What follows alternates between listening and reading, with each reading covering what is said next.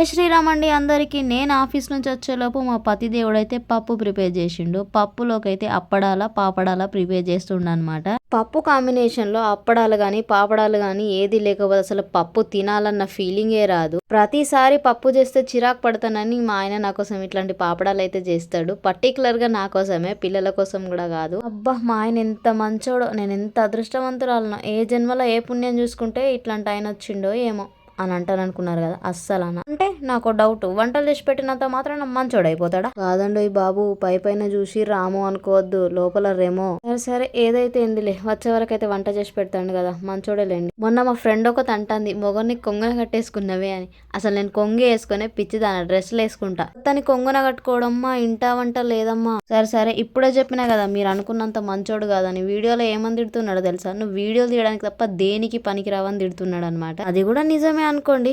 ఇక్కడైతే టమాటా కందిపప్పు ప్రిపేర్ చేసిండు, కొంచెం చింతచారు కూడా వేసిండట. మరి ఎప్పుడు వేయడు కానీ ఇప్పుడు ఎందుకు వేసిండు, పుల్లగుంటే ఎక్కువ తిననే తినడు.